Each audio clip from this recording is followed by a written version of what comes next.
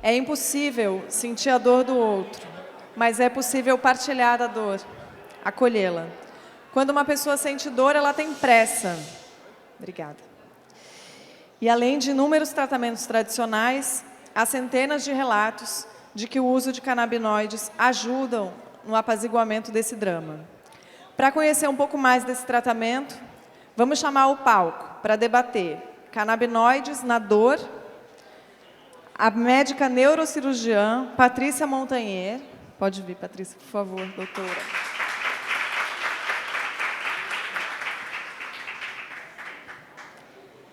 Também médico Ricardo Ferreira.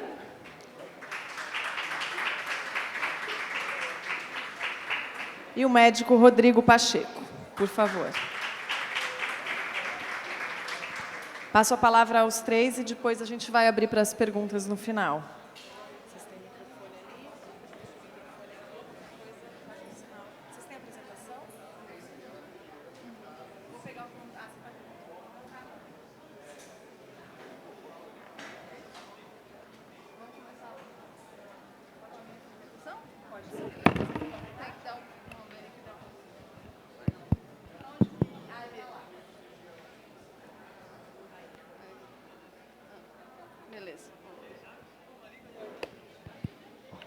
Então, muito boa tarde a todos. Primeiramente, agradeço aí a comissão organizadora pela oportunidade da gente estar discutindo esse tema aqui tão importante, tão relevante.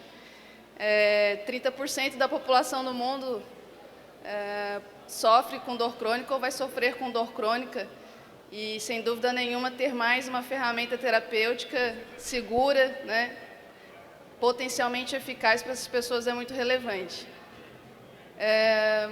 Meu nome é Patrícia Montanher, sou médica neurocirurgiã, atuo com dor crônica já há alguns anos e a cannabis medicinal entrou na minha vida profissional aí em torno de 2015 e desde então venho colhendo resultados surpreendentemente satisfatórios com o uso dessa planta nos pacientes com dor crônica e é uma satisfação enorme estar contribuindo aqui, partilhando um pouco dessa vivência com vocês. Então, essa planta entrou na minha vida profissional realmente porque eu precisava de melhores alternativas nos pacientes com dor crônica, pacientes com transtornos neurológicos diversos. Eu queria ajudar aqueles pacientes que já haviam sido operados, não haviam melhorado. Queria ajudar aqueles pacientes que ficavam patinando em diversas terapias farmacológicas, antidepressivos, ansiolíticos, anticonvulsivantes, derivados opioides, anti-inflamatórios diversos. E também aqueles pacientes com transtornos neurológicos também, que sofrem com dor crônica associada, que não encontram, né, nenhum alívio em outras terapêuticas.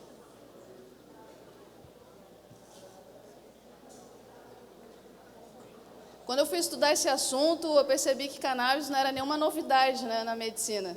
70 anos depois de Cristo, Pedânios Dioscórides, intelectuais da civilização árabe como Avicena. A primeira publicação do Manual Merck, de 1889, já referia cannabis como uma potencial ferramenta terapêutica na dor crônica. E quando a gente começa a entender como e por que essa planta funciona, a gente encontra como a estrela desse conhecimento o sistema endocannabinoide. Então, em torno da década de 90, se desvendou esse sistema fisiológico que explica como e por que os elementos dessa planta atuam em diversas patologias, incluindo na dor crônica. Basicamente, né, o sistema endocannabinoide é constituído por um grupo de receptores, que foram chamados de receptores canabinoides, um grupo de substâncias que nós mesmos produzimos, que são chamadas substâncias endocannabinoides, e enzimas que produzem e degradam essas substâncias. E, curiosamente, esse sistema interage muito bem com os principais elementos químicos da planta, aqui representados o canabidiol e o tetrahidrocannabinol. Qual que é a função dessa interação? Qual que é a função desse sistema fisiológico no nosso organismo? Simplesmente regular, modular todos os nossos processos fisiopatológicos, inclusive aqueles relacionados à dor crônica. Então, para fazer uma analogia aqui na questão da dor crônica, eu apresento aqui um sistema fisiológico que muitos de vocês já devem ter uma certa familiaridade, né? O sistema opioide endógeno. Então, nós sabemos que existe esse sistema opioide desde a década de 70, que é composto por um grupo de receptores, né? Aqui demonstrados, receptores mu, kappa, delta, e que interagem com substâncias que nós mesmos produzimos, como as endorfinas, as encefalinas. E a função desse sistema é exercer um papel fundamental na modulação da dor. Da mesma forma, aí na década de 90, né, como eu falei anteriormente, foi desvendado esse sistema fisiológico chamado sistema endocannabinoide, que tem esses receptores, né, que foram denominados receptores canabinoides, CB1 e CB2, e que produz substâncias endocannabinoides que interagem com esses receptores. Da mesma forma que os opiáceos naturais da planta, né, interagem muito bem com o sistema opioide, nós temos os derivados canabinoides da planta da cannabis, que interagem muito bem com o sistema endocannabinoide e também com o sistema opioide para fazer a modulação da dor. E aí me coube responder uma pergunta, né, como atuam os fitocannabinoides na dor. Eu responderia de forma muito simples que atua de forma segura e de forma muito eficaz. E para explicar por quê, a gente vai conversar um pouco mais de fisiologia e bioquímica. De forma muito segura, simplesmente porque esses elementos químicos da planta são muitíssimo realmente seguros, de baixa toxicidade, principalmente quando comparados com a maior parte das drogas que a gente prescreve aos pacientes com dor crônica. E para explicar por que fitocannabinoides têm baixa toxicidade, a gente vai entender como que os receptores canabinoides, eles se distribuem no nosso organismo. Então, basicamente, a gente tem dois grandes grupos de receptores canabinoides no nosso organismo. Os receptores CB1, que estão predominantemente localizados no sistema nervoso central, e os receptores CB2, que estão predominantemente localizados nas células e tecidos do nosso sistema imunológico, deixando claro o potencial anti-inflamatório, né, imunomodulador desses receptores. Esse aqui é um corte histopatológico de um espécime de rato que reproduz a nossa distribuição de receptores canabinoides CB1 no nosso cérebro.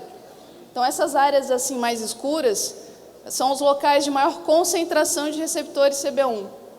Notem que a gente tem uma concentração maior de receptores CB1 no córtex cerebral, no córtex cerebelar, nos núcleos da base, no hipocampo. E, curiosamente, a gente tem muito pouco receptor canabinoide no tronco cerebral, nas áreas que controlam o ritmo cardíaco e respiratório do nosso organismo.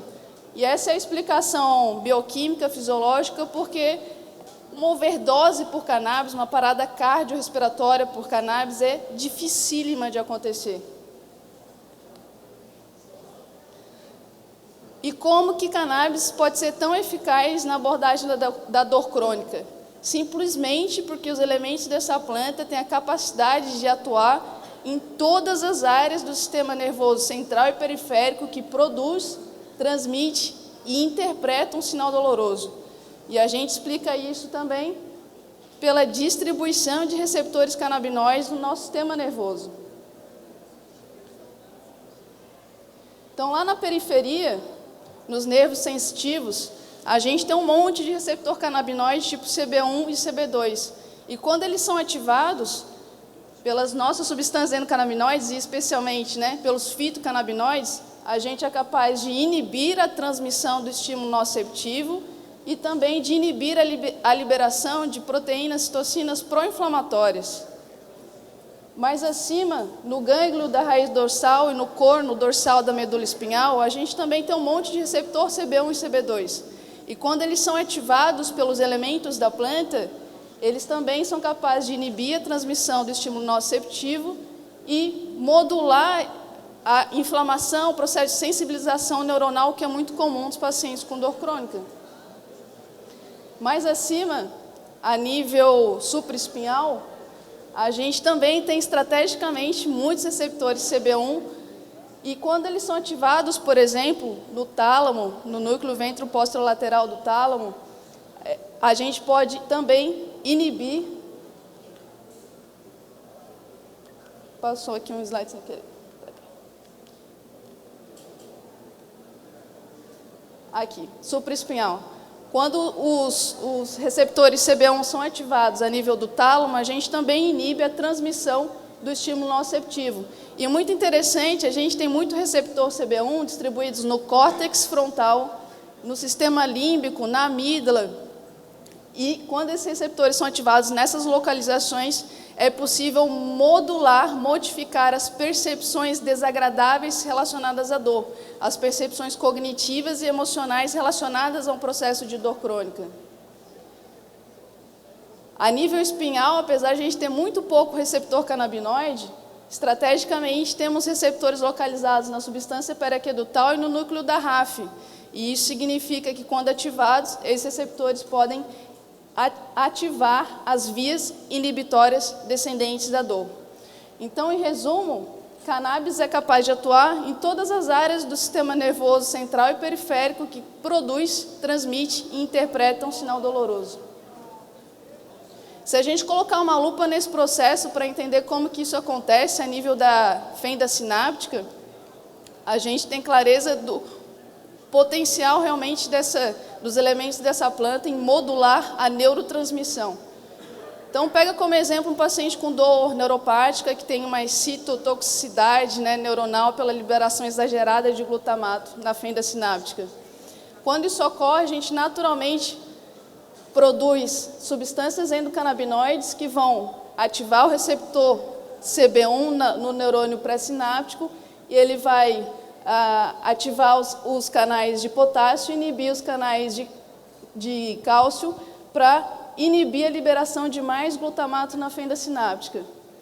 Esse processo ocorre de forma endógena com os nossos endocannabinoides, mas pode acontecer com um auxílio exógeno dos fitocannabinoides que vão fazer o mesmo processo atuando no receptor canabinoide CB1 no neurônio pré-sináptico. E de forma muito interessante, a gente já descobriu que esse processo de modulação da neurotransmissão ocorre com outros neurotransmissores que não só glutamato. Mas canabinoides não atuam só em receptores canabinoides, e o melhor exemplo disso é o CBD, o canabidiol. Porque, curiosamente, o CBD ele atua de forma muito fraca, ele interage muito fracamente com o receptor CBD, com o receptor canabinoide. O canabidiol, já foram descritos inúmeros alvos moleculares do canabidiol.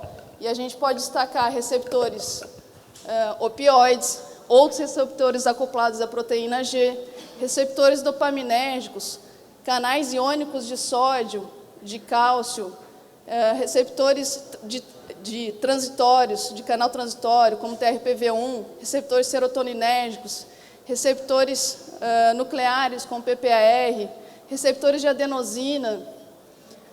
Existem outros mecanismos de atuação do canabidiol que estão sendo muito estudados, que explicam como ele pode ajudar nesse efeito analgésico e anti-inflamatório, como, por exemplo, inibindo a enzima de degradação da anandamida para aumentar os níveis de anandamida no nosso organismo.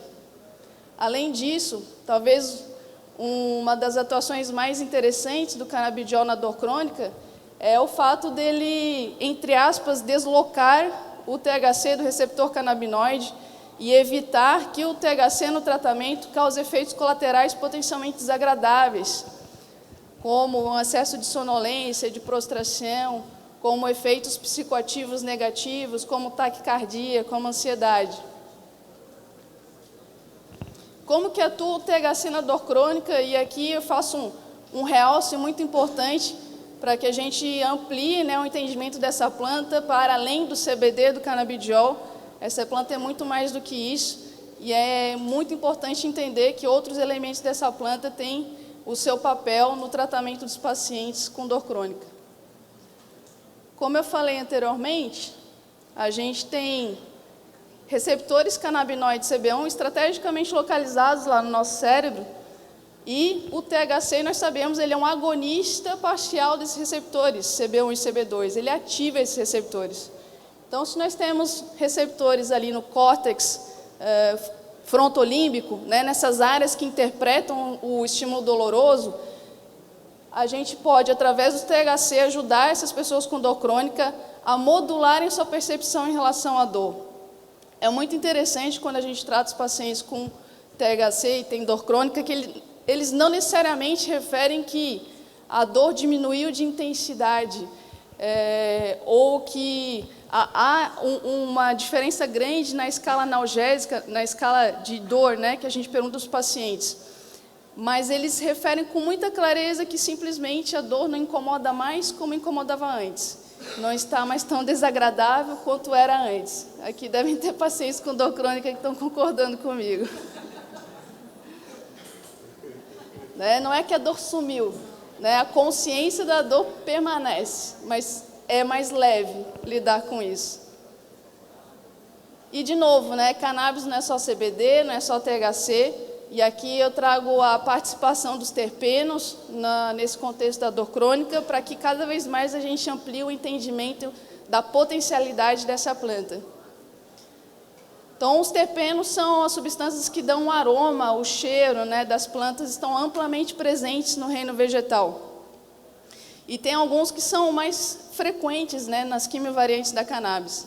A gente sabe, por exemplo, que o alfa-pineno, também presente no pinus, tem potencial anti-inflamatório. Mas aqui eu destaco uma outra função do alfa-pineno, que é de inibir a acetilcolinesterase e potencialmente nos ajudar a inibir um efeito desagradável do THC de alterar a memória de curto prazo. O linalol, consenso, né, geral da sabedoria popular, que é um ansiolítico, né, também presente na lavanda, ele exerce essa ação, né, ansiolítica, também potencialmente anticonvulsivante, por inibir glutamato, né, na fenda sináptica. E pode ser muito útil, né, para a gente refinar a terapêutica à base de cannabis, por exemplo, um paciente com dor neuropática. O beta-cariofileno, também presente na pimenta do reino, sabidamente anti-inflamatório, e talvez um dos principais, se não o principal mecanismo de atuação dele é atuar como um agonista do receptor CB2, que nós sabemos tem uma importância, uma relevância grande, né, no sistema imunológico.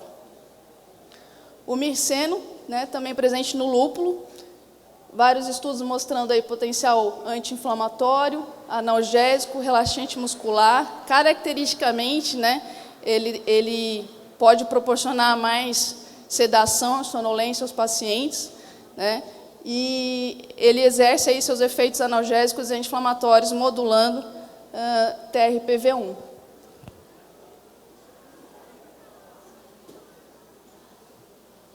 Então, é muito importante a gente ampliar o nosso olhar em relação a essa planta, né, e sair do quadradinho, né, de que é só CBD canabidiol. Acho que está com mau contato aqui.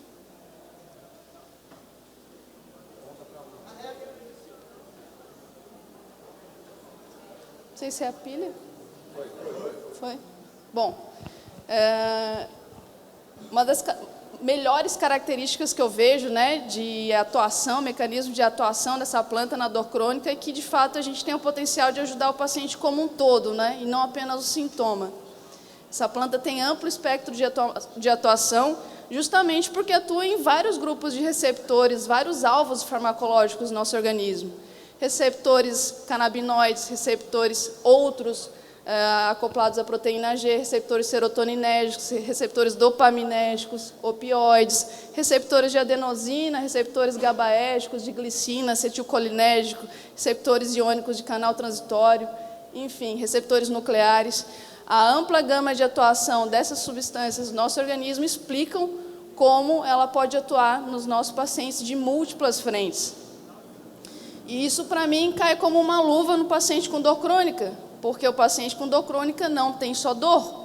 O paciente com dor crônica tem irritabilidade, depressão, insônia, alteração do apetite, ansiedade, né? Muitos têm dificuldades cognitivas associadas, prejuízo nas relações sociais.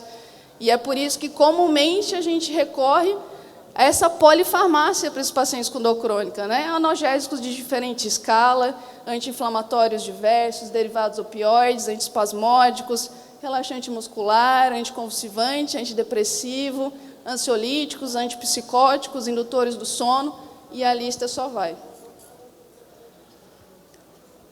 Então, é realmente um entendimento diferenciado, né, em relação a essa planta comparado com as moléculas únicas que a gente está habituado a trabalhar na medicina.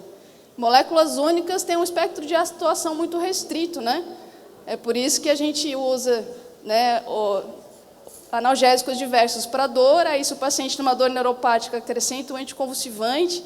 Se o paciente tem um transtorno do humor, você prescreve o ansiolítico, o antidepressivo. Aí, se ele tem transtorno do sono, você acrescenta o benzodiazepínico, o antipsicótico em dose baixa.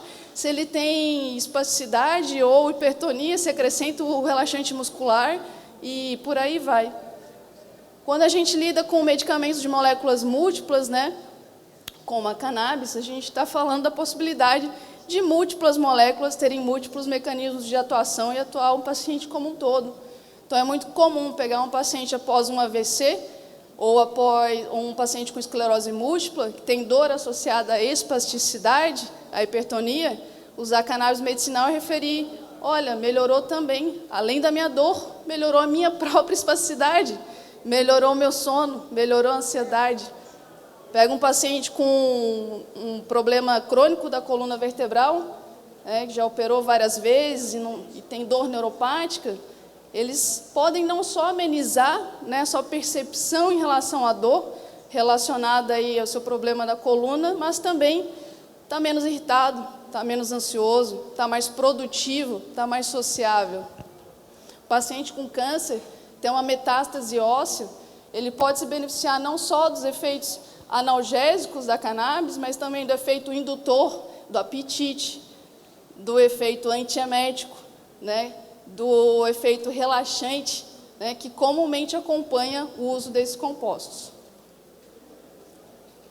É óbvio que a gente não quer dizer aqui que cannabis vai resolver todos os problemas com dor crônica, mesmo porque quem lida com dor crônica sabe que está na guerra. Quanto mais ferramentas tiver para ajudar o paciente, melhores resultados vai alcançar.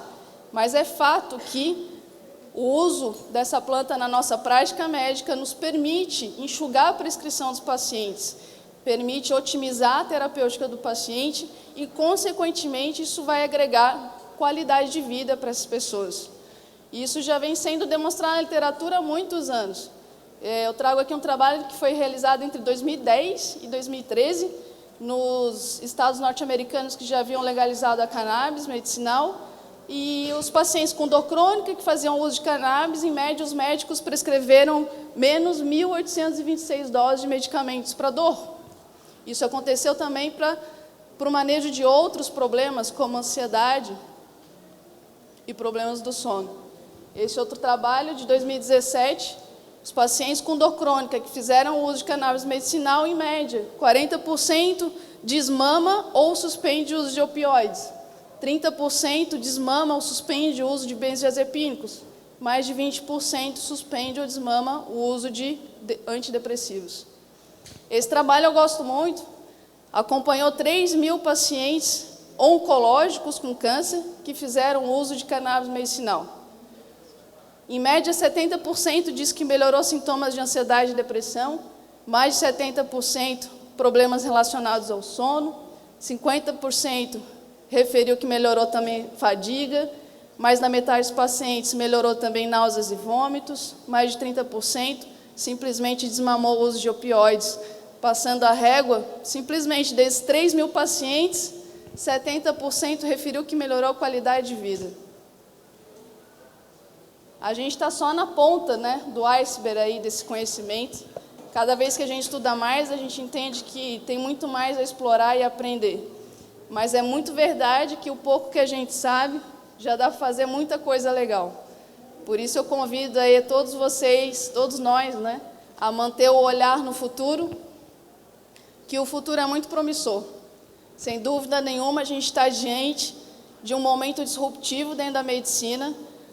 A modulação do sistema endocannabinoide e a exploração profunda do potencial terapêutico dessa planta vão ser a tônica da medicina do futuro.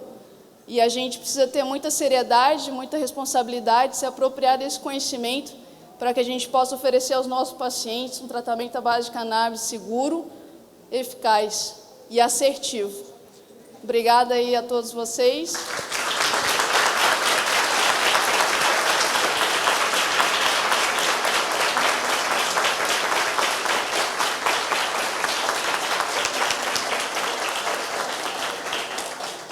Esses são os meus contatos, tá, pessoal? Vai ser uma satisfação conectar aí com vocês, tá bom?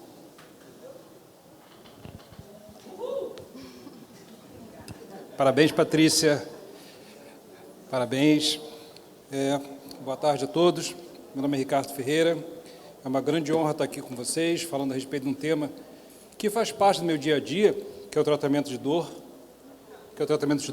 Com vários medicamentos, a cannabis é mais um deles, um medicamento especial, um medicamento que tem várias moléculas dentro dele. E agradeço enormemente à PEP, né, Marcos, Margarete, todos os que participam da PEP, da Fiocruz também, por essa iniciativa maravilhosa. Ainda não entrou nessa aí, não.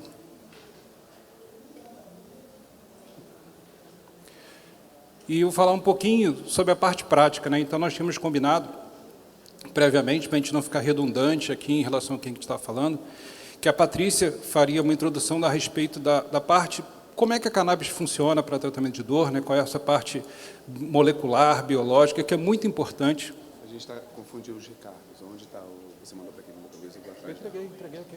Chegou aqui? Eu vou atrás da Luísa. Tá. E... Eles perderam a apresentação, gente, desculpa. Vão achar daqui a pouquinho. Mas, então, a Patrícia ficou incumbida de falar a respeito de como é que a cannabis funciona no controle de dor, né? Como é que ela interage com o ser humano, como é que ela muda os neurotransmissores, como é que ela interage na modificação da percepção da dor, como ela falou brilhantemente. Eu vou falar sobre a parte prática, né? Qual canabinoide escolher, CBD, THC, de uma forma meio cartesiana, simplista, simplificando as coisas, até para a gente pensar de uma forma mais simples, né, em respeito do CBD e THC, embora não seja uma verdade absoluta, ajuda muito a gente, na hora de prescrever, pensar num extrato com CBD como canabinoide dominante, THC como canabinoide dominante e a combinação entre eles. E o Maranhão vai falar a respeito das inovações, a respeito do que a gente tem de mais moderno e mais atual e mais que a gente espera que entre no nosso arsenal terapêutico no futuro bem próximo. Peço desculpa a vocês pela apresentação não ter entrado, porque eu fico totalmente vendido sem ela. Posso cantar. Mas é isso. Então, assim, falar um pouco sobre a prática, né? Então, eu sou médico e cirurgião de coluna, especializado em coluna, e meu dia a dia sempre foi a prática de controle de dor através de medicamentos que a gente tem disponível na farmácia tradicional, principalmente os antidepressivos, os anticonvulsivantes, os opioides, como a Patrícia falou, os anti-inflamatórios, os corticoides, que resolvem uma parte dos pacientes que me procuram.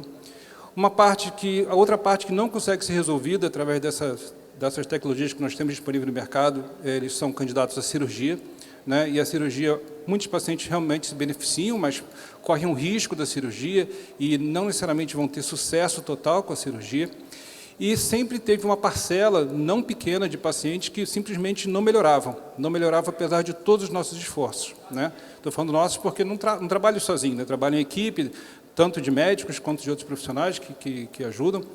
E nesse nicho, quer dizer, nesse paciente que não melhorava, é que foi o motor para eu buscar alternativas, para buscar outras opções terapêuticas que fossem ajudar esses meus pacientes. Por conta disso que fui correr atrás de informação, fui viajar. Isso estou falando há um pouco mais de 10 anos atrás, a gente não tinha esse cenário que a gente tem disponível no Brasil a respeito de possibilidade de encontrar, até na farmácia, cannabis que a gente encontra hoje em dia, ou através de associações, através de processos de importação. E essa busca foi muito interessante, porque eu fui ver na fonte, né, já existia esse uso medicinal da cannabis há mais de 10 anos, tanto no Canadá, quanto na Holanda, quanto em alguns estados americanos, e essa busca foi muito gratificante, porque eu pude ver na prática como é que a cannabis era utilizada medicinalmente e até recreacionalmente.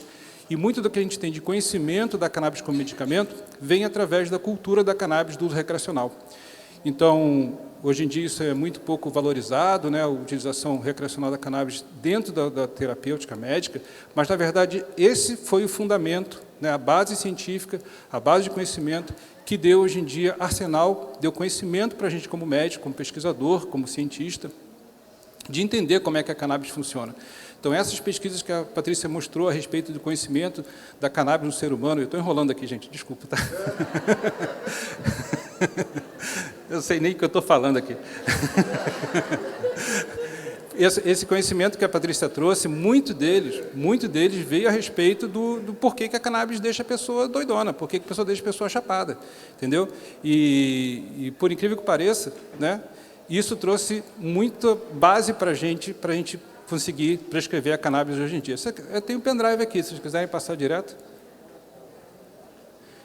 Fumaram o pendrive da apresentação. Aí tem aqui, ó, se quiser. Não funciona? De repente quer inverter, falar o Maranhão primeiro, que aí... Meu Deus.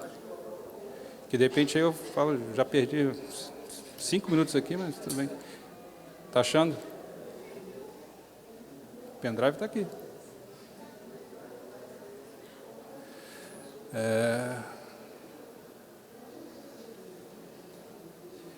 Então,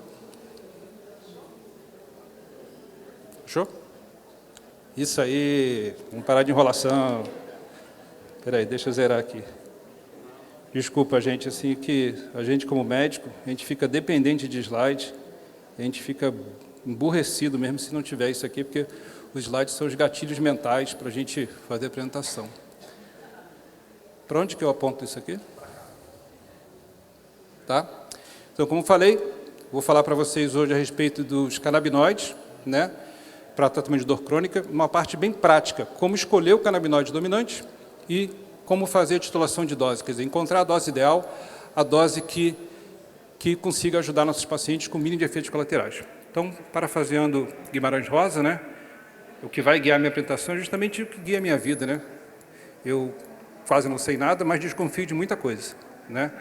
E as minhas desconfianças principais vêm através de referências acadêmicas, né, como esse livro, por exemplo, esse artigo que eu tive a honra de participar, eu com mais um outro colega aqui do Brasil, o Dr. Wellington Biggs, a respeito de um consenso de titulação de droga, de dose de cannabis para tratamento de dor, mas muito da minha vida prática, né? O Tarso está ali, isso aí foi gravado no documentário do Tarso, o paciente e amigo Otto, né? Então, muito da minha vivência, da minha prática, assim como a Patrícia também falou, é o que vai guiar o nosso conhecimento, é o que vai guiar a nossa prática. Então, para os médicos que prescrevem cannabis, a gente aprende muito com os pacientes, né? Assim como na cirurgia a gente aprende muito com o paciente, mas a prescrição de cannabis a gente depende muito do nosso dia a dia, do nosso conhecimento. A Patrícia falou brilhantemente em cima do canabinoide, e justamente os canabinoides vão interferir em vários processos dentro do sistema endocannabinoide e dentro e fora do sistema endocannabinoide, quer dizer, outros receptores.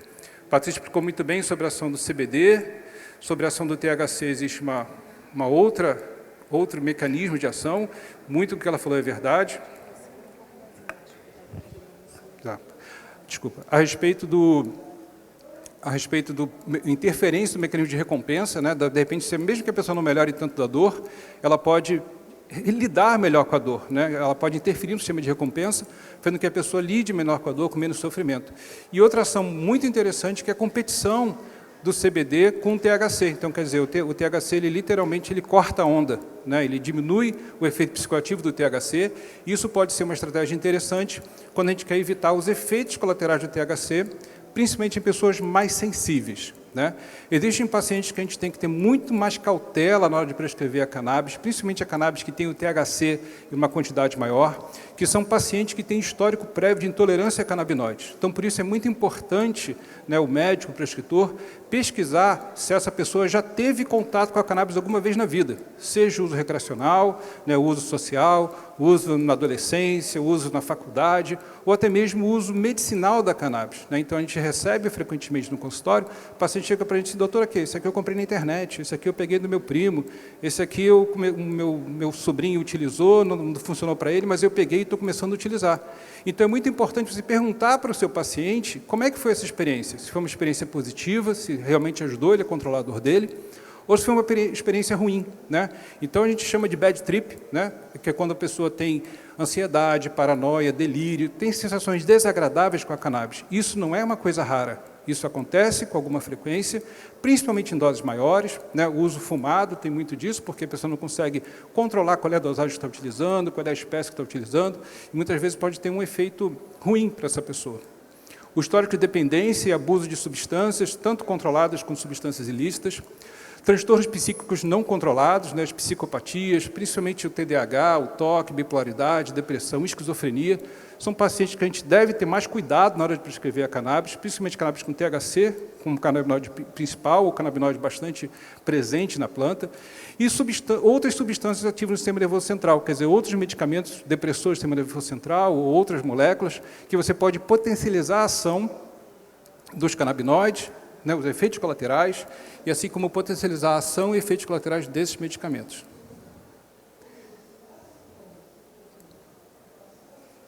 Realmente isso aqui não está muito bom. Não sei se é pilha. Perdão, gente. Então, qual canabinoide indicar? Né, o CBD ou THC? Então, como a Patrícia falou, é muito mais complexo do que isso. Tá? Eu estou aqui simplificando as coisas de uma forma didática, de uma forma simplista do que eu vou fazer, para a gente entender de uma forma mais simples, mas não é só isso, né? Principalmente com o uso, com o tempo, a gente vai vendo que isso é muito mais complexo e que existe uma possibilidade de modificações dos terpenos, como ela falou, de canabinoides diferentes, mas para a gente simplificar aqui a história, né, vamos separar CBD e THC, né?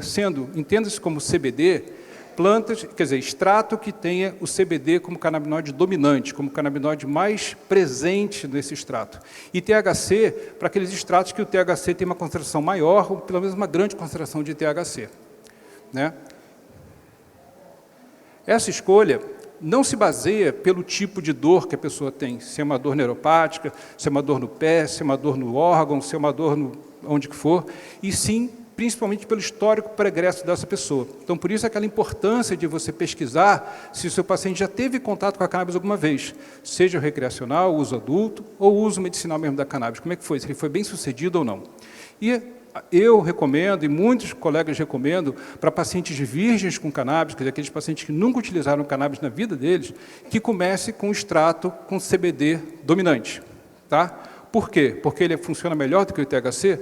Não. Absolutamente não. Talvez o THC agregue muito mais valor do que o CBD.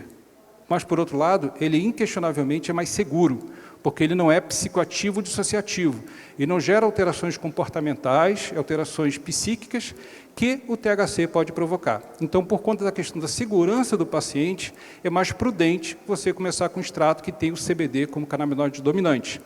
E você vai titulando a dose, você vai aumentando progressivamente. Se esse paciente conseguir alívio com CBD, maravilha, você continua com THC.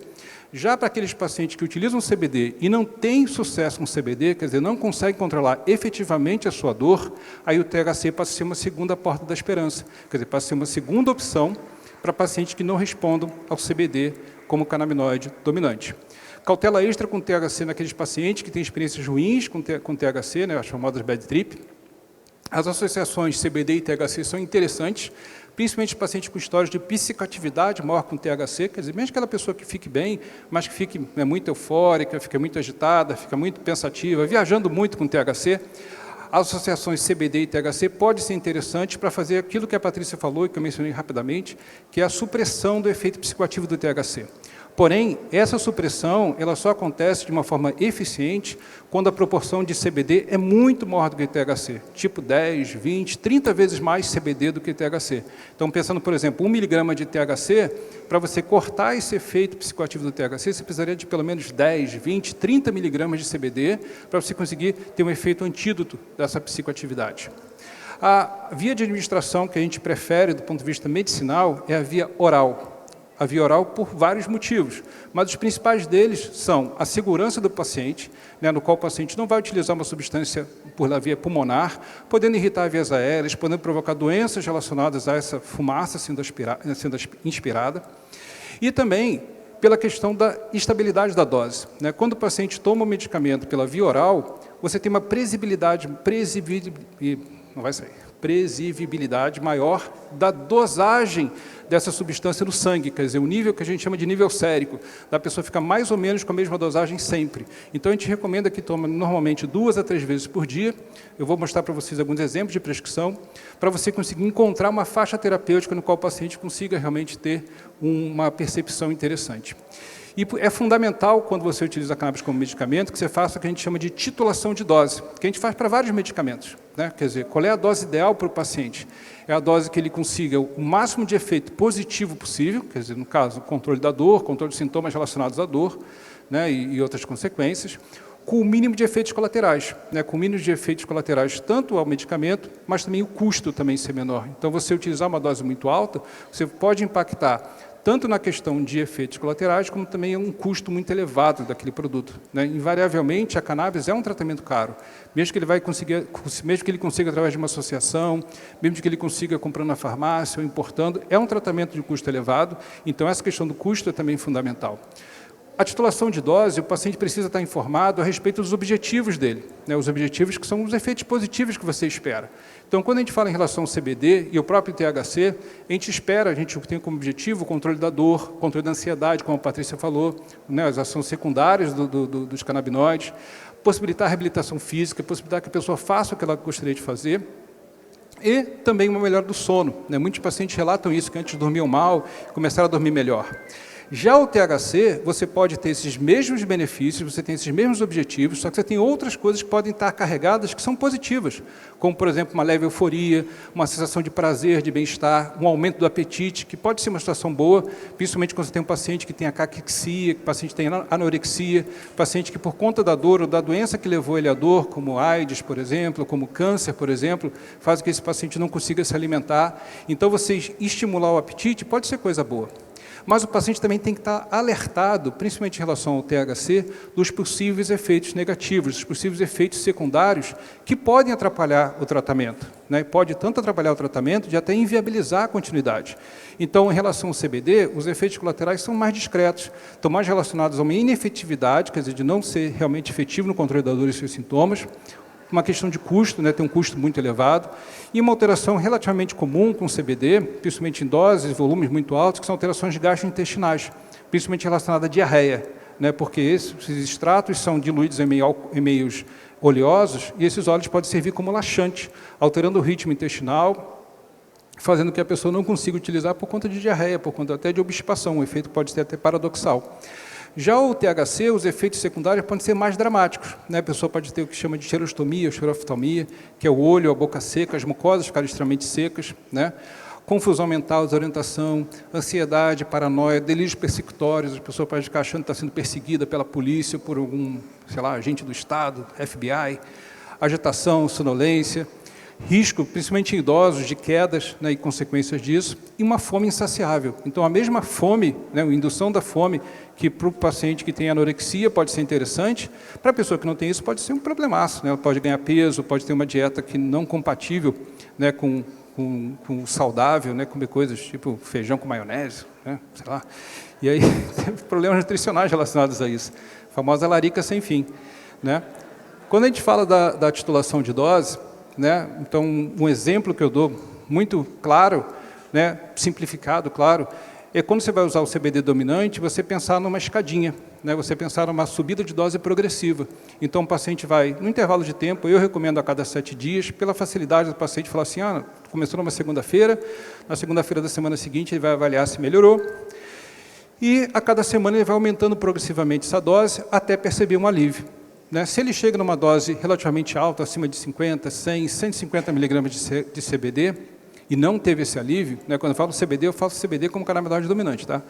A gente tende a pensar em utilizar o THC. Então, essa aqui é uma receita real que eu faço no consultório, que oriento o paciente a utilizar, começar, por exemplo, com um produto que tem uma concentração X, meio ml, ou então 10 gotas, 2 vezes ao dia, após o café da manhã, após o jantar. Depois de uma semana, ele vai avaliar, se autoavaliar se ele teve uma melhora. Percebendo essa melhora, ele mantém essa dosagem. Não tendo uma melhora, ele passa a tomar o dobro da dose, de meio ml passa para 1, né? Se ele tomar 20 gotas, passa para 40 gotas, por exemplo, e assim sucessivamente. Então, é importante você criar uma metodologia, né? uma forma bem simples, bem organizada, bem repetível, né? Que você possa falar isso com vários pacientes, para o paciente encontrar essa dosagem. E é lógico que o paciente deve ser visto, revisto periodicamente, né? Então, normalmente, o paciente, depois que faz a introdução da cannabis, eu peço para ele voltar com 4 semanas, no máximo 5 semanas, e eu vou questionar, e aí, como é que foi? Você está melhor, não está melhor? Qual é a dose que você está utilizando? E, a partir daí, a gente vai raciocinando em função disso. Isso não difere muito em relação a outros medicamentos. Então, quando a gente utiliza um opioide, por exemplo, tramadol, oxicodona, a morfina, a metadona, a gente também tem que fazer isso. Também tem que o paciente orientado a utilizar uma dose progressivamente maior até ele perceber esse alívio. Já o THC é diferente, né? Como o THC dominante tem a possibilidade do efeito psicoativo acontecer, a gente não deve pensar como uma escadinha, aumentando simplesmente a dose de forma progressiva, e sim pensando a respeito do horário que ele vai utilizar, em relação à noite, em relação ao dia. Isso por quê? Porque os efeitos psicoativos do THC podem ser bastante difíceis de a pessoa se relacionar com eles, né? Principalmente ansiedade, paranoia e tudo mais. Se isso acontece à noite, a pessoa dorme e acorda bem no dia seguinte. Então, a gente tende a começar com uma dose noturna, depois passar para a tarde, depois passar para amanhã, tarde e noite. Não conseguiu ter uma melhora, você aumenta um pouco mais o da noite e vai aumentando assim progressivamente, mas sempre pensando na questão do horário do dia que a pessoa está utilizando. Então, por exemplo, essa receita aqui, THC como dominante, 5 gotas, mas poderia ser 0,1 ml, 0,2 ml, depende do produto que você está utilizando. 5 gotas após o jantar. Não melhorou depois de uma semana, passa a tomar as mesmas 5 gotas, só que após o almoço e após o jantar. Não melhorou após mais de uma semana, passa a tomar as mesmas 5 gotas só no café da manhã, no almoço e no jantar. Não melhorou, aí que vem o pulo do gato. Ele passa de utilizar 5 gotas para 10. Só que ao invés de usar 10 gotas 3 vezes ao dia, ele volta a usar só no jantar. Por que isso? Pela segurança do paciente. Então, se ele ficar chapado, né? Se ele ficar doidão, se ele ficar com paranoia, ele dorme e vai acordar bem no dia seguinte. O impacto é muito menor do que se isso acontecer durante o dia, né? Então, essas lições em relação à segurança, a gente vai aprendendo na prática. Isso, não sei se tem algum artigo falando sobre isso, mas é o que eu acredito, é o que eu faço há muitos anos e realmente traz uma forma de segurança muito maior. Quando não fazia isso, já tive vários relatos de paciente ficar muito louco, o paciente até ser internado com surto psicótico, porque foi uma dose exagerada de THC. Acho que todo mundo que prescreve já passou por isso. Então, você tende a se preocupar com essa questão também. É muito importante você orientar o seu paciente a como utilizar, né? Utilizar preferencialmente após alguma refeição, porque os canabinoides eles são lipossolúveis, então com a refeição você aumenta drasticamente essa absorção. Tem trabalhos mostrando de 5 vezes, pelo menos, de aumento da absorção, quando se faz junto à refeição. E também deixar o máximo tempo possível na mucosa oral antes de engolir, porque a absorção da mucosa oral é até 40 vezes maior do que a gastrointestinal. Então, ele tem uma primeira absorção sublingual, depois ele engole e vai ter uma absorção secundária no trato gastrointestinal até sair nas fezes. Esse aqui é um resumo do trabalho que eu tive a honra de participar, no qual determina, né, propriamente a escolha do canabinoide, dizendo que o principal canabinoide para você começar deve ser o CBD, aumentando progressivamente. Não chegou no resultado que você quer, aí você passa a utilizar o THC como secundário. Então, vou mostrar aqui 3 casinhos simples, rápidos, só para terem uma ideia do que na prática é isso que eu estou falando para vocês, da introdução do canabinoide. Então, medicina do mundo real.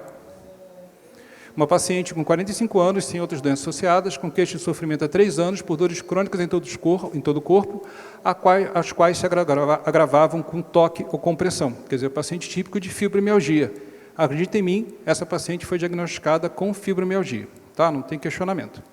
Essa paciente, no seu questionário, falou que já usou antidepressivo, tipo o duloxetina, por exemplo, relaxante, como a ciclobenzaprina, anti-inflamatórios, gabapentinóide, como a pregabalina, gabapentina, opioides, como o tramadol e outros, e não resolveu a vida dela. Ela continuou sofrendo bastante, teve vários efeitos colaterais e não ajudou.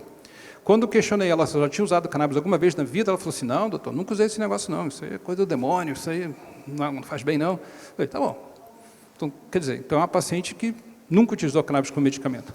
Então, usando essa lógica que eu falei para vocês, né, essa didática, essa questão, é uma paciente no qual o canabinoide que você deve iniciar é o CBD dominante, né? É a primeira opção para essa paciente, é utilizar a cannabis com CBD como canabinoide principal ou canabinoide dominante.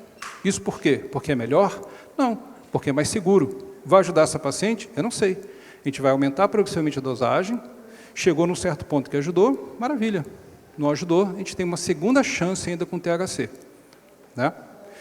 Um outro caso, diferente. Travou agora.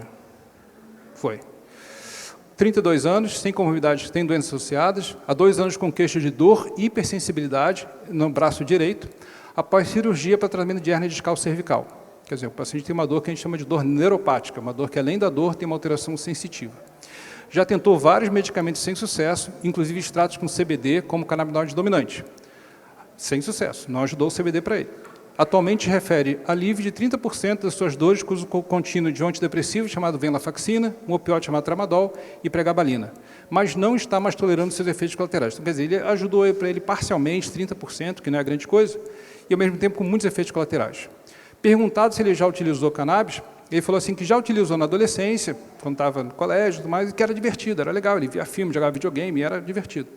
Qual canabinoide indicar para esse paciente? Então, usando aquela lógica de raciocínio, é um paciente que não tem os sinais de alerta, de medo para o THC, então o THC deve ser bem tolerado para esse paciente, uma vez que ele já utilizou no passado e funcionou para ele recreativamente. Então, ele tolera bem o THC, não teve a famosa bad trip.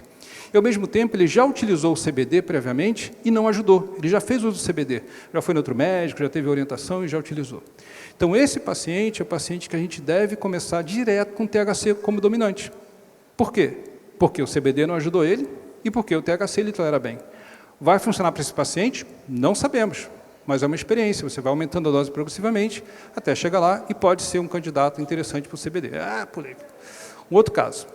76 anos, paciente com mais de 5 anos de dor por conta de neuropatia diabética em botas, nos pés, com choque e queimação. Quer dizer, o paciente tem aquela dor neuropática. Há 4 semanas já usou todos os medicamentos atuais e não ajuda ele. Há 4 semanas está fazendo uso, quase todas as noites, de um extrato de cannabis feito por um amigo do neto, um extrato artesanal. Diz que diminui muito a dor, mas depois de 1h30, 2 horas, aparece confusão mental, desorientação, ideias recorrentes, e isso não está agradando ele, quer dizer, ele não está legal com isso aí. Está ajudando ele, mas ele está ficando muito chapado, e chapado de uma forma ruim, quer dizer, aquela questão do bad trip, da psicoatividade negativa. Já tentou tomar uma dose menor, mas não alivia tanto. Não consegue tomar durante o dia porque ele fica muito confuso e não está satisfeito com o resultado até aqui agora obtido. Então, isso é muito comum, gente, pessoas que já chegam para a gente já utilizando alguma coisa. Então, esse é um caso real, o paciente já utilizava esse óleo, ajudava ele, mas tem uma psicoatividade negativa. Qual a estratégia para esse paciente? Uma delas é você fazer isso aqui, você adicionar o CBD.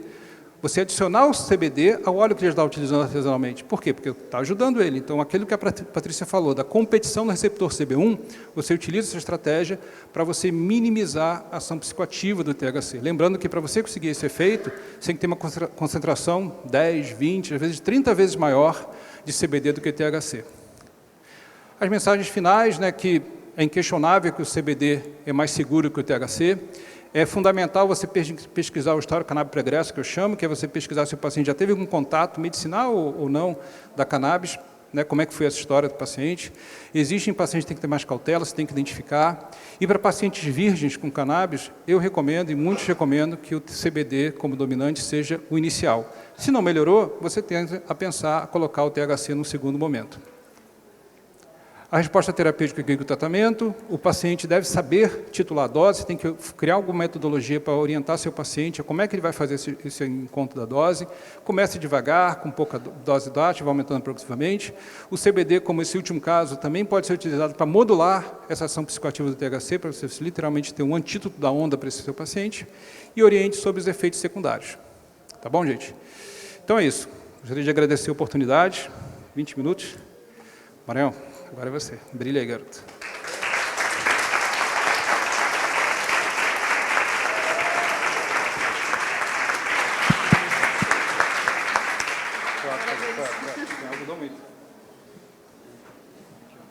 Não sei se aí está funcionando. Não, eu acho que está funcionando. Eu acho que eu fico... Você pode... Tá, tudo bem, você vai ficar aí, porque senão eu ia ficar desse lado aí, porque eu acho que eu fico mais... Quer? É porque eu fico, acho que para olhar, eu prefiro olhar para o lado direito. Lembra daquela dor que eu te falei do ombro? É esquerdo. Tudo bem, gente? Prazer.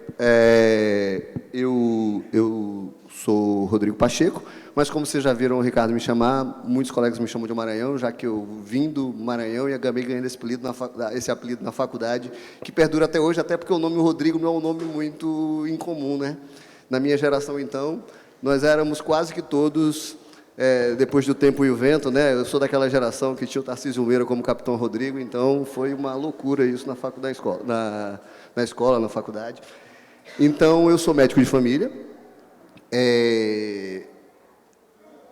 Eu começo, como eu já falei assim, eu não tenho nenhuma relação, né, na minha declaração de conflito de interesse, não tenho nenhuma relação com a indústria de farmacêutica, a não ser com a APEP, já que sou médico colaborador da APEP, sou médico prescritor já desde 2018, e a cannabis entrou na minha vida exatamente no momento em que eu, na atenção primária, enquanto preceptor da residência, onde eu acompanhava diversos pacientes e, sem dúvida, a principal queixa que vinha diariamente era a dor.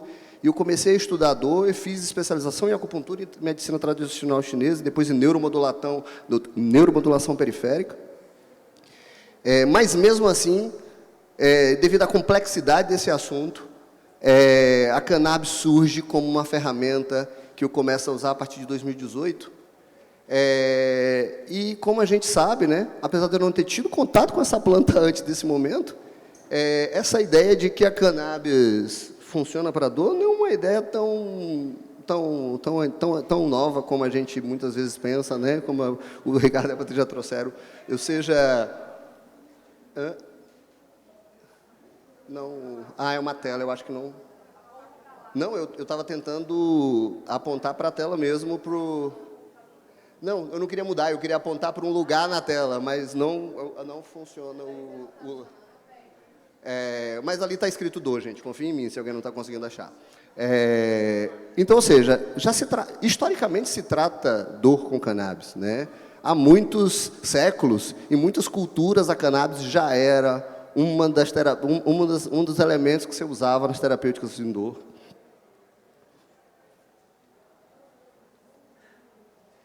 Opa. Essa é uma definição clássica de dor, né? E eu trouxe ela mais para a gente discutir um pouco sobre o que significa a dor enquanto uma experiência sensorial e emocional desagradável associada à lesão tecidual ou potencial. É uma definição difícil da gente perceber, às vezes, na realidade, né? E aí eu sempre mostro essa foto. Nas apresentações, quando eu mostro essa foto, eu queria mostrar talvez o react das pessoas quando olham essa foto. É exatamente para entender o que significa uma experiência desagradável. E é importante a gente entender essa diferença entre uma experiência, porque dor só é uma experiência. A gente não tem ferramentas para medir a dor, né? E aí, nisso, a comunicação entre o médico e o paciente é central para que haja uma forma de que os dois consigam construir essa interpretação do que é a dor. O toque, o exame físico, são importantes para que a gente consiga entender como naquele paciente, né, entender que é objeto de incertezas, incertezas do paciente e incertezas do médico no processo de tratamento, e que os dois precisam dialogar diante dessa incerteza, né? Esse cuidado precisa ser longitudinal para que a gente consiga produzir um cuidado adequado. Não é uma consulta ou em poucos momentos que a gente vai conseguir resolver isso, né? E a compreensão da experiência do adoecimento. Por que isso? Não tem objetividade para pensar nisso. Não. Dor.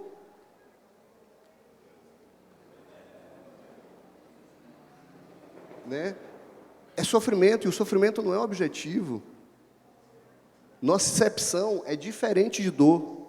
E é importante entender a diferença entre nocepção e dor exatamente para que a gente consiga entender que quando a gente tem essa experiência do dedo machucado, o que ocorre não é simplesmente uma lesão no meu dedo. O que ocorre é todo um conjunto de uma cadeia de acontecimentos que vão fazer com que esse conhecimento que ocorreu na periferia do meu corpo vá para o meu cérebro, mas antes ele passa pela medula, que tem um primeiro mecanismo de defesa, que é o arco reflexo. atravessa a medula e sobe, e lá no cérebro, a gente vai ter uma série de reações acontecendo, tanto para ativar mecanismos de defesa e facilitar a chegada dessa expressão dessa dor, né? Como também inibitórias, que é do sistema avisando, já entendi, estamos trabalhando para resolver o problema. Tá difícil.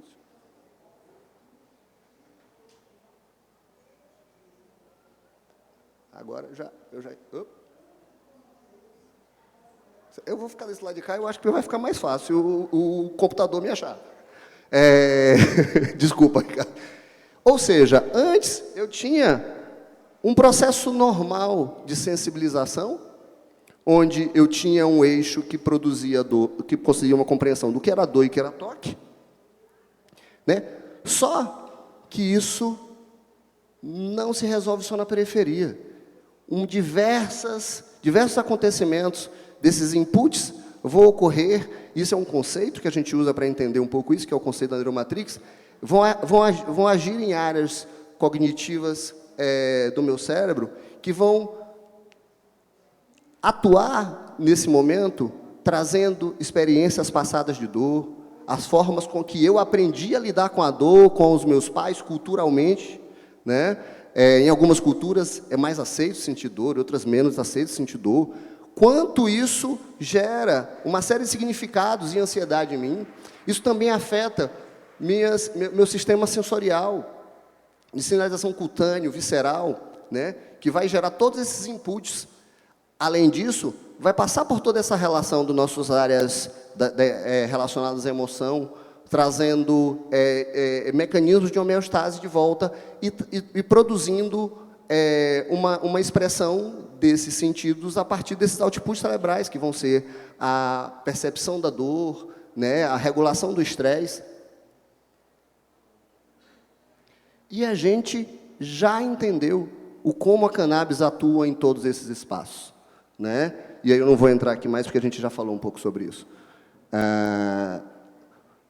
Ou seja, na construção desse processo de inputs do meu cérebro, estão juntos a forma com que eu aprendi a entender o que é dor, a forma com que eu aprendi a perceber socialmente essas coisas, mas também uma interferência genética, a interferência das cicatrizes, das vivências, das experiências que meu corpo teve ao longo da vida e como ele se relacionou com essa dor, mas também dos meus medos, das formas com que eu me relaciono com as minhas emoções, de como eu estou naquele momento me relacionando. E isso tudo gera um imprint cerebral único, uma neuroidentidade que é sempre única em cada uma das pessoas. E aí, já traz um dos desafios da terapia com cannabis, mas não só dela, tá? Quando a gente está falando de cannabis, a gente também vai falar hoje um pouco sobre os outros medicamentos nesse sentido, porque isso que torna a dor complexa e difícil de tratar. E é por isso que, quando a gente faz isso, a gente tem que entender sobre esses quimiotipos que foram falados aqui pelos outros dois professores, né? Vamos entender, então, um pouquinho, para entender um pouco sobre isso, como é que uma dor cronifica, né? Por que uma dor cronifica, né? Segundo o CID-11, que vai sair agora, só pegar um pouquinho d'água aqui, o principal fator que a gente define para definir que uma dor foi cronificada foi o tempo. Eu não concordo muito com eles. Como é que a gente define que uma insuficiência cardíaca é crônica, uma insuficiência renal é crônica, outra doença é crônica, né? E esse livro que traz esse médico de família também, osteopata radicado nos Estados Unidos, que traz esse capítulo sobre, eu estou tentando fazer, né, Body Awareness and Pain, que está neste livro. Ele traz um conceito interessante para que a gente comece a entender o porquê que as dores cronificam, que é o conceito de interocepção. E o que é o conceito de interocepção? Interocepção é a forma com que o nosso corpo se utiliza para interpretar os inputs externos. Interocepção é a forma com que o meu corpo também se utiliza para interpretar e regular o que está acontecendo internamente. O meu cérebro, o meu sistema nervoso central, que é o grande regulador de tudo isso e dessa homeostase, ele não tem acesso direto a esses órgãos e a essas sensações. Ele procura inferências externas. E é por isso que um paciente, mesmo sem estar machucado, sente isso. Né? E aí, dentro da compreensão do que é interocepção, é importante entender o que significa homeostase e alostase, que é exatamente a homeostase, a forma como o meu corpo tenta se manter em equilíbrio, e a alostase, que é as formas que o meu corpo tenta procurar o equilíbrio dinâmico a partir dos estressores externos que acontecem. O que acontece, e esse artigo fala um pouco sobre isso, né, e vai trazer um pouco esses outros termos só para mim, que os eventos estressores, que podem ser reais ou imaginários, que ameacem essa homeostase, vão produzir uma carga alostática, que vão definir a quantidade de energia metabólica, e aí essa energia metabólica a gente pode trazer em diversos níveis do que a gente está pensando do que é desse metabolismo, desde o metabolismo de açúcares e como o meu organismo regula a minha pressão arterial no momento em que eu sinto essa dor, mas também do como ele regula os próprios subsistemas de regulação da minha dor e como ele vai responder a esse estresse. E aí a gente começa a entender, a partir desse conceito de interocepção e da homeostase e da alostase, que uma descompensação dessa homeostase, a partir de uma sobrecarga alostática que ocorre durante muito tempo, ou de forma direta mais rápida, pode gerar inputs que geram uma mala adaptação. E essa mala adaptação vai gerar com o meu sistema de dor, que antes... E hoje, como eu estou mostrando para vocês, já se está estudando. Esse artigo eu coloquei aqui como um exemplo. Ele nem é tão bom assim, porque ele tem uma carga ainda de uma discussão muito preconceituosa que a gente tem com a cannabis, né? Mas eu acho que é interessante colocar aqui um assunto que a gente está começando a entender ao estudar a cannabis, e entender que o sistema do canabinoide faz parte desse conjunto de mecanismos da interocepção, e que são importantes para que o nosso corpo se mantenha, faz parte da nossa economia cerebral. O nosso sistema precisa produzir inferências do exterior e ter uma expectativa de o que inferências futuras podem fazer com ele, exatamente porque eu tenho um cérebro que já consome 25% da energia do meu corpo. 1/4 da nossa energia ocorre para ele funcionar. Então, não dá para sempre que ele vê uma folha se mexendo, ele repensar que aquilo não é um urso, se ele teve uma experiência de ver um urso atrás das folhas que estavam se mexendo. Ou seja, depois de um trauma, e aí por isso eu trago mais um trabalho que discute aqui a cannabis e o estresse pós-traumático, porque, de certa forma, o que acontece no processo de dor crônica é um estresse muito intenso do nosso sistema de controle da dor, que vai gerar uma série de emoções, eu tentando aqui montar, mas não aparece, uma série de emoções, que é o que eu queria dizer, como a gente reage a essas emoções depois que a gente vê uma cobra, por exemplo, e como isso fica gravado no meu cérebro, e é uma forma importante de defesa, porque imagina que eu toquei numa planta venenosa no meio do mato, e eu não tenho memória dela, a gente só tem memória oral, muitos anos atrás, onde a gente não tem toda a capacidade de informação que a gente tem hoje, e aí eu quase morro porque eu toquei nessa planta venenosa. Eu esqueço que essa planta existiu, e anos depois eu vou tocar nela de novo, porque eu não lembro. Então, lembrar é importante, e ter outras memórias sensoriais também é importante para um corpo que pode estar em perigo. Nosso corpo não necessariamente consegue reconhecer os perigos novos, e ele sempre vai na memória dos perigos antigos para tentar construir inferências sobre um possível perigo futuro. E é por isso que a gente vê, por exemplo, esse ciclo do paciente com dor crônica, onde ele tem medo, evitação, cinesiofobia e catastrofização, ou seja, sintomas mentais relacionados a essa dor, relacionados a um quadro de estresse desse sistema, e que, como a gente já viu, a cannabis pode ser, sim, uma grande ferramenta para ajudar A gente já estudava isso muito antes de entender o que era o sistema endocannabinoide. Esse artigo é um artigo de revisão do Lancet de 1900, eu acabei não botando a data aí, mas tem no QR Code, se alguém quiser ver.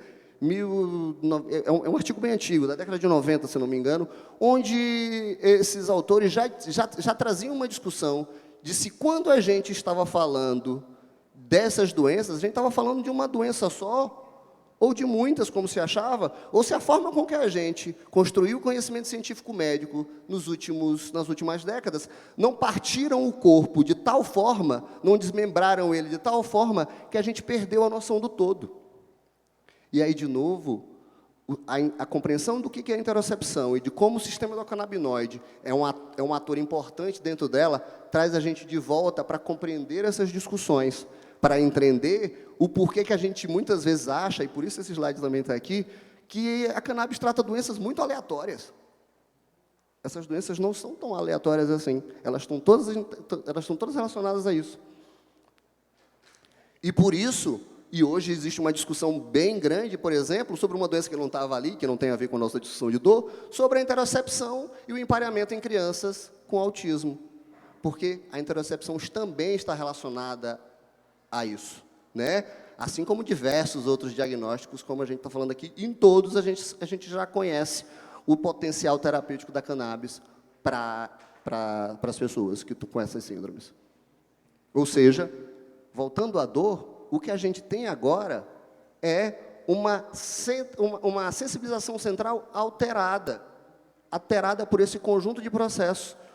Um sistema de dor que antes funcionava com seus mecanismos de facilitação e inibição, né, incluindo o sistema opioide, de forma adequada dentro de uma característica, dentro de uma capacidade homeostática, de repente, fica louco e se desregula, e ele não consegue mais construir...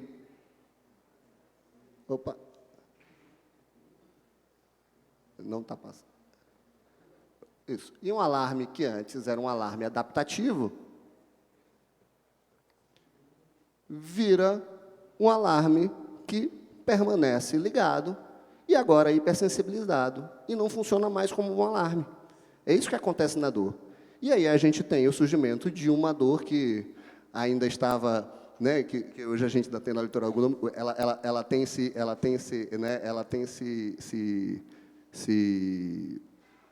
hoje eu acho que o termo nociplástica talvez seja o termo mais comumente utilizado, né? Mas na literatura a gente já encontra vários termos para discutir sobre a dor nociplástica e como ela age, e que, de repente, esse sistema que antes conseguia funcionar e produzir seus mecanismos, de repente, vira um mecanismo quebrado.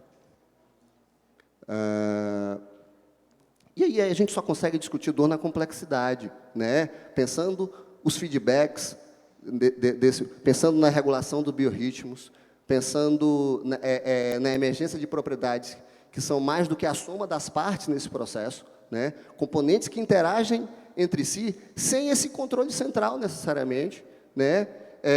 E os sistemas, né, que antes têm esses subsistemas aninhados e alinhados, os sistemas passam a ter uma resposta inadequada ao estresse. E aí a gente percebe, por exemplo, esse outro artigo discute exatamente a prevalência de sintomas não dolorosos de acordo com a quantidade de partes do corpo que estão afetadas por dor. E aí a gente começa a perceber que quanto mais partes do corpo estão afetadas, mais a gente começa a sentir outros sintomas não dolorosos dentro da síndrome dolorosa. Né? E, de novo, é por isso que a gente tenta trazer esse grande mecanismo de regulação da interocepção, que é o uso do sistema endocannabinoide para a nossa prática de dor, por sua complexidade, pela redundância e pela promiscuidade que esse sistema tem, e por como ele consegue interagir com outros subsistemas, como já foi falado aqui, atuando no melhor controle das síndromes dolorosas. Mas a gente precisa avaliar, dentro desse contexto todo, toda essa variabilidade do indivíduo, que algumas são genéticas, mas algumas são da sua construção de vida. E nesse sentido não tem jeito, né? O processo é sempre individual, né? Aqui é um outro artigo, que eu não vou me ater mais nisso, porque eu não quero passar do meu tempo, discutindo como a fibromialgia acontece a partir desse contínuo, pode acontecer a partir desse contínuo, ou seja, mostrando que a carga alostática de estresse desse organismo ao longo do tempo pode causar uma piora, né, de quadros dolorosos, e sim uma dor que era uma dor regional, uma dor pequena, pode se complexificar e se tornar uma dor espalhada pelo corpo, com diversos sintomas em diversos espaços do corpo. Alguns artigos já mostram para a gente que alguns pacientes começam com esse quadro já instalado desde o início, dependendo do grau de estresse que esse organismo sofre em uma única vez, ou, muitas vezes, são o conjunto de estresse ao longo da vida que vão gerando isso. Além disso, não dá para tirar o fato de como a gente já sabe que a cannabis afeta diferente cada pessoa, mas também como ela tem relação, como ela também pode ajudar a gente em outros diversos desses sintomas, não patologias, né? Desses sintomas que a gente já viu que estão relacionadas. A cannabis começa a explicar para a gente, né, a incompreensão do sistema endocannabinoide, os diversas diferenças que, por exemplo, tem na percepção de dor nos sexos. Mulheres têm mais síndromes dolorosas, e hoje a gente já compreende que o sistema endocannabinoide tem diferentes características na mulher que podem explicar isso, a relação da interocepção e de todo esse conjunto de sintomas emocionais, físicos, né, relacionadas a outros traumas que essas pessoas tiveram ao longo da vida, né, como o caso do abuso sexual, inclusive. Opa! Além disso, como é importante, né, tratar desordens de sono em pacientes com dor crônica. Quem tem dor crônica tem sono ruim, quem tem o sono ruim tem dor crônica, e se você não quebrar esse ciclo vicioso, é impossível a gente conseguir ter um bom tratamento. E, sem dúvida, a cannabis é mais uma ferramenta para conseguir tratar este sintoma também, como a própria Patrícia trouxe, ou seja, é tratar com uma droga que tem múltiplas substâncias que vão fazer essa terapia de múltiplos alvos, sem usar múltiplas drogas diferentes que vão ter essa terapia de múltiplos alvos. E sempre lembrando que a gente tem diversas variantes metabólicas. E essas variantes metabólicas fazem, de novo, a necessidade de na clínica, de na conversa, porque diferente de outros sistemas, como é o caso da insulina, do uso da insulina no diabetes, que também é um remédio que a gente titula, do uso da levotiroxina, que também é um remédio que a gente titula, eles são remédios que... Me perdi agora, gente, do que eu estava falando. Ou seja, que requerem essa individualização do cuidado, que requerem essa individualização do processo de cuidado. E a cannabis traz, de forma muito clara, isso para a dor. Essa compreensão desse sistema complexo traz isso para que a gente consiga tratar melhor as dores. E isso, mesmo dentro dessas variáveis metabólicas que a gente vai precisar entender que cada paciente tem e como é que a gente vai utilizar cada um dos elementos da cannabis, né? De novo, né, trazer essas perguntas durante a consulta, como o Ricardo também trouxe, ou seja, você tem uso prévio da cannabis, foi ruim, estava num contexto de estresse, foi ruim em momentos agradáveis, isso, né, ou foi ruim, ou foi sempre ruim, ou aconteceu que foi se tornando ruim ao longo do tempo, porque a gente foi modulando de forma negativa esses receptores e causando tolerância e perdendo receptores do sistema endocannabinoide.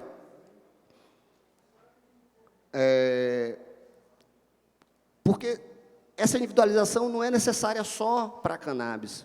Mesmo quando a gente olha outras drogas, a gente já conseguia perceber que haviam diferenças na forma de percepção. Esse estudo é muito interessante porque ele traz exatamente uma análise, nesse caso aqui ele está falando da pregabalina, e quando a gente olha lá, melhora 60%, ou melhora 40% a dor em 14 semanas, quando a gente estratifica os pacientes no estudo, a gente consegue ver, cada linha daquele é um paciente do estudo, a gente consegue ver que alguns pacientes melhoraram da dor em 14 semanas com a pregabalina, e no outro caso é o placebo. né? Aqui no A é o placebo, no B é a pregabalina. Alguns pacientes melhoraram também com o placebo, e tem diminuição da dor. Mas alguns pioraram a dor com a pregabalina também. E aí, quando a gente vai trazer o resultado do estudo, a gente mostra só a média desse estudo. De novo, esse processo é individual, e a gente percebe isso na prática. E o que a gente faz? A gente troca. E com a cannabis, o que a gente faz? A gente acha que ela não funciona para dor, quando, na verdade, isso acontece com todos os medicamentos. De novo, é mais um slide desse estudo que mostra também sobre a percepção da dor com essas duas drogas nesse paciente. Ou seja, é um processo individual o tratamento de dor. As outras drogas para fibromialgia, por exemplo, os estudos mostram para a gente como elas podem ser pouco eficientes em muitos pacientes. O NNT é o número necessário para tratar, e o NNH é o número necessário para causar dano. A gente percebe NNTs muito... o NNT de 4 significa que eu trato 4 pessoas para que uma melhore, tá, gente? É isso mesmo, assim como eu trato 3 pessoas para que uma tenha algum dano com aquela droga. Uma das grandes vantagens da cannabis é que, diferente da maior parte dessas drogas, o NNT dela, que a gente ainda tá para descobrir, mas que não deve ser muito pior do que dessas drogas, mas com certeza a gente tem o NNH, e o NNH de questões graves muito menor do que a gente tem com essas drogas. São drogas super importantes para o tratamento da dor, mas só elas não bastam, assim como só a cannabis também não. Além disso, sem dúvida, e é outro lugar de atuação na interocepção e no sistema endocannabinoide, o efeito placebo, diferente do que a gente pensava, que era uma forma de menosprezar o que uma droga nada mais é do que como o meu cérebro reage a partir de inputs positivos ou negativos que ele recebeu, para interpretar o que aquela droga vai fazer em mim, vai agir. Esse estudo faz uma análise exatamente de que quando o médico entregava um remédio para o paciente e ele reforçava todos os benefícios daquele remédio, ou quando ele simplesmente entregava o remédio para o paciente, a gente aumentava o efeito placebo do remédio. Então, o efeito placebo não é um problema, ele é bom e a gente deve utilizá-lo a nosso favor. E parte desse efeito placebo está relacionado exatamente à interação com os sistemas endógenos opioides e endocannabinoides. E alguns estudos já mostram, inclusive, a importância, por exemplo, do sistema opioide, quando a gente faz antagonista opioide junto com o efeito placebo, e a gente percebe uma diminuição desse efeito placebo. Um pouco do que a gente já tinha falado, mas é isso, assim, não tenham medo do THC, mas tenham respeito é importante, mas não tem medo do THC, né? Porque, no final das contas, a gente não está falando de um diabinho e de um anjinho, né? A gente está falando de opostos complementares, que estão dentro da mesma planta, que têm ações sinérgicas e antagônicas que são importantes, e que a gente tem que aprender exatamente a manejá-los, ensinar o paciente a manejar esses componentes, para que ele consiga ter uma melhor qualidade de vida. Além disso, só para terminar, eu queria trazer outra questão, que é das apresentações e formas de uso, porque, sim, não adianta a gente também achar que só o uso oral é importante para o controle da dor. Se eu tenho uma necessidade rápida de controle da dor, o uso inalatório pode ser, sim, interessante, já que ele tem um efeito muito mais rápido. Claro que a gente não vai defender o uso fumado, desculpem a todos os que gostam de fumar, porque fumar alface orgânica também faz mal, como eu sempre brinco. Mas a gente tem outras formas seguras de uso inalatório, né? E é importante entender isso exatamente para que a gente consiga individualizar o nosso caso. Eu tenho pacientes, por exemplo, que fazem o uso intercalado, do uso inalatório junto com o uso oral. Eu tenho um paciente que só conseguiu voltar a correr, era um triatleta que estava usando o óleo de CBD e o óleo de THC associado, mas ele só conseguiu voltar a correr quando ele começou a vaporizar antes de correr THC. Porque a dor ainda era insuportável. Ou seja, sim, esse onset, esse efeito inicial mais rápido e mais intenso, que o THC para alguns é importante. Isso que a gente já falou, aqui é um pouco sobre isso.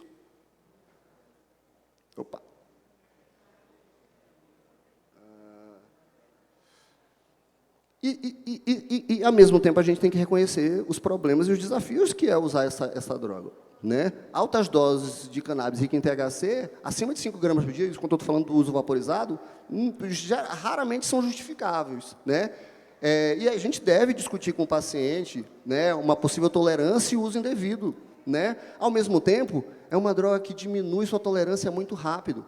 O ideal é que a gente faça pausas maiores do que 48 horas, mas a gente já percebe uma diminuição considerável dessa resistência com 48 horas de pausa, muitas vezes. Além disso, é importante programar pausas e discutir a degradação dos receptores e como fazer essas pausas com seus pacientes a partir da forma com que a gente percebe esse ganho de tolerância, na verdade, não é perda do paciente. Obrigado. Esses são meus contatos, se alguém quiser ainda.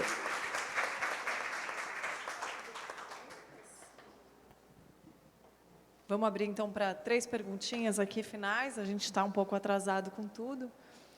Vou começar aqui, e aí depois a gente faz a última mesa. Olá, boa tarde. Primeiro, agradecendo a todos os palestrantes pela brilhante aula recebida a todos.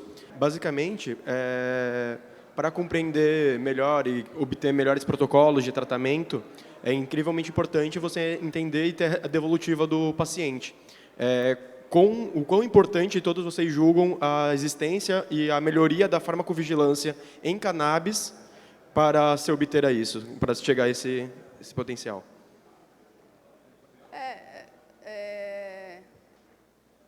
Essa questão da farmacovigilância pode ajudar bastante a gente a entender como os produtos estão se comportando na prática, né?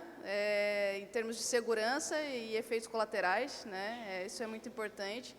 Então, se a gente tiver a oportunidade de cada vez mais publicar esses dados, que infelizmente, né, não são tão públicos assim, divulgar cada vez mais formulários, questionários para os pacientes entenderem como está sendo a terapêutica na prática, em termos de resultados, em termos de potenciais efeitos colaterais, isso em larga escala poderia ser muitíssimo enriquecedor para a gente melhorar o perfil de produtos em uso.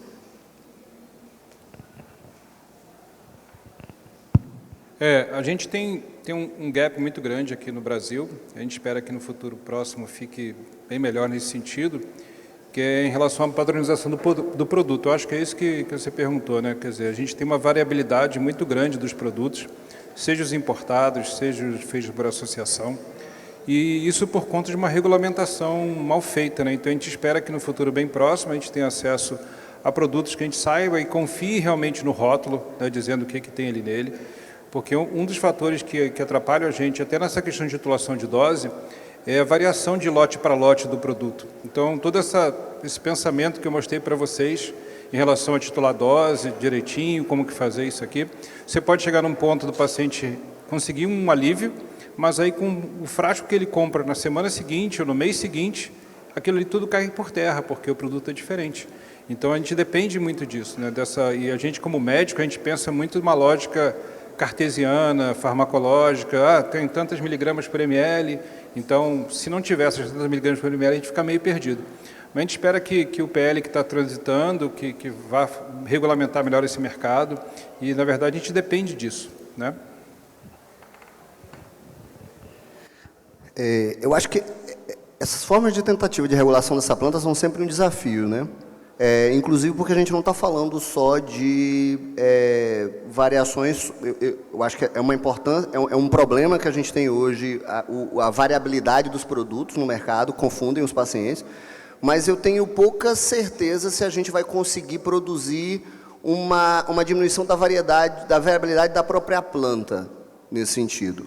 Ao mesmo tempo, eu acredito que sim, ter maior acurácia do que tem naquele óleo relacionado àquele extrato que foi feito daquela planta específica, vai ser importante para que a gente consiga individualizar o cuidado. Ou seja, talvez você precise de quantidades de uma proporção XY de THC e CBD com um determinado grupo de terpenos, e que, se a gente conseguir entender como está isso na variabilidade daquela planta e conseguir ter grupos de produtos que tenham menor variabilidade é importante, mas eu não acredito que a gente vai conseguir deixar produtos estantes como a gente tem na farmácia hoje, tipo, todos iguais, na mesma quantidade de THC e CBD, e isso vai ser benéfico para todo mundo.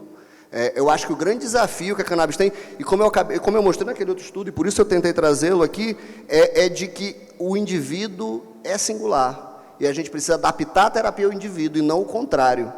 Né? E como a gente, em outras drogas é assim, a gente tem muito mais dificuldade de fazer, porque a indústria farmacêutica nos ensinou a fazer como o paciente é que tem que se adaptar à droga, e não a droga ao paciente. Só que hoje, no século XXI, e com a capacidade de expertise que a gente construiu, de possibilidade de individualização dos tratamentos, que é diferente do que aconteceu no século XX, onde a gente precisava massificar produtos iguais, a gente talvez precise fazer esse turnover e entender que o que a gente precisa de estabilização e de produção de protocolos é bem diferente do que a gente produzia antes.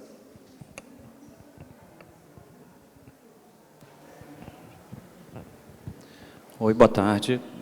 Meu nome é Tarso. Eu queria fazer 3 perguntas em um, rapidinho, assim, e parabenizar vocês, assim, porque a organização de vocês aí foi muito legal para vocês conseguiram não se sobrepor nas informações e ficou muito rico. Muito legal mesmo. Eu queria perguntar assim, Ricardo mencionou sobre a questão do risco da cautela maior na indicação de THC. Aí eu queria te perguntar se, por acaso, esses testes genéticos que são feitos hoje para identificar o perfil de cada paciente poderiam ser uma ferramenta para prevenir essas bad trips de THC, porque algumas pessoas dizem que sim, eu queria saber se é verdade. A outra coisa, você mencionou também que exige cautela a prescrição de THC no caso de pacientes com comorbidades psiquiátricas especialmente. Inclusive algumas que, como você falou, vocês dois falaram, são super comuns. Por exemplo, o cara tem depressão junto com dor crônica, né? Então, eu queria saber se, uma vez que esses quadros estejam controlados, se é seguro usar THC. E, afinal, eu queria saber como é que é esse negócio de perguntar para o paciente se ele já usou maconha no consultório. É tranquilo? Vocês não têm medo de serem estigmatizados, taxados, ou coisa pior, assim, pelos pacientes? Porque imagino que não deve ser uma pergunta tão confortável de fazer. Assim, fiquem à vontade para responder. Começando da última, Tarso, claro que não é a primeira pergunta que eu faço para o paciente. Ei, já fumou maconha? Não é a 100ª pergunta que eu faço dentro de várias outras, e talvez no momento final do meu raciocínio clínico que eu vá perguntar isso, mas já me surpreendeu várias histórias de pessoas com mais de 60, mais de 70 anos, que fazem uso regular, né, diário, frequente, desde a adolescência ou desde jovem, e que chegam ali para mim com dor crônica por algum outro motivo. Então, assim, é fundamental no raciocínio clínico você perguntar para isso. Assim como quando eu prescrevo um opioide, eu também pergunto, você já usou alguma vez o tramadol? Você já usou alguma vez a codeína, o Tilex? Quer dizer, é fundamental para o raciocínio clínico você ter essa experimentação. E com a cannabis não é diferente, existe realmente esse estigma a respeito disso, mas com um jeitinho ali no meio do processo, dá para perguntar, e eu considero, assim, essencial para a segurança do paciente. Uma coisa em medicina que a gente sempre coloca, né, não fazer o mal, né? Não fazer o mal intencional, quer dizer, você não lesar o seu paciente. E, infelizmente, o THC pode fazer mal para algumas pessoas, talvez 2% das pessoas, mas 2%, quando você atende 100 pacientes, são 2 pacientes, né? E pelo menos, então, assim, é fundamental você perguntar isso. A questão que você falou de uso de medicamentos psiquiátricos ou doenças psiquiátricas, não impede você utilizar o THC, mas exige que você tenha muito mais cautela com o THC. Então, essa titulação de dose que você faz progressivamente, talvez deve fazer de grama em grama, de 1 miligrama em 1 miligrama, você subindo progressivamente, e sempre pensar em ter um extrato que tenha o CBD para balancear a possível psicoatividade do THC. Né? Qual foi a primeira pergunta mesmo que eu esqueci?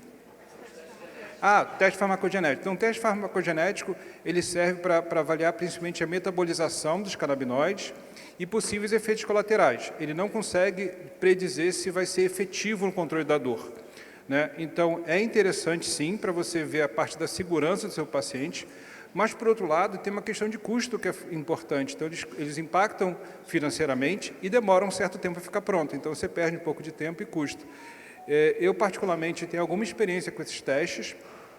Para aqueles pacientes que não se deram bem com a cannabis, eu testo posteriormente, entendeu? Mas normalmente eu faço uma experiência prévia com cannabis, com medicamentos à base, para depois solicitar esse teste. Não sei como é que é a sua experiência, Patrícia. É bem semelhante. Eu reservo o teste farmacogenético para situações em que a gente já tentou diferentes estratégias terapêuticas e mesmo assim não alcança um resultado satisfatório.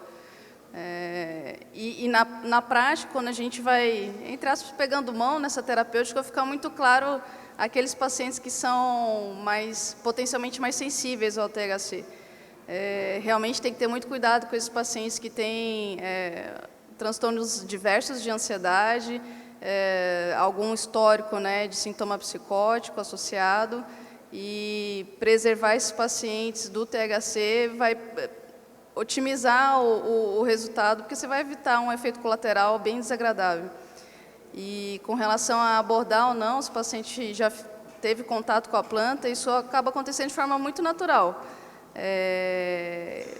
A maioria dos pacientes que acabam nos procurando, acredito que acontece com nós três, já está buscando essa terapêutica. A gente, né, de certa forma, acabou, né, se tornando referência nessa ferramenta.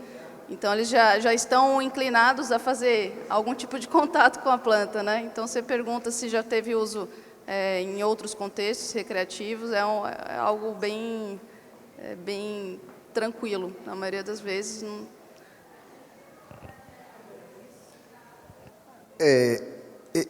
Eu, ainda mais como médico de família, né? A clínica tem o uso das tecnologias leves na medicina de família, ela é muito cara. Então, eu não vou fazer um teste se esse teste pode ser desnecessário em alguém. Eu acabo reservando esses testes, acabo solicitando sim. Como eu sou médico de família, eu também trato crianças, trato outras coisas, então eu acabo reservando esse teste primeiro. Se eu preciso ou se eu entendo que eu vou precisar usar em THC em uma população de risco, em um grupo de risco.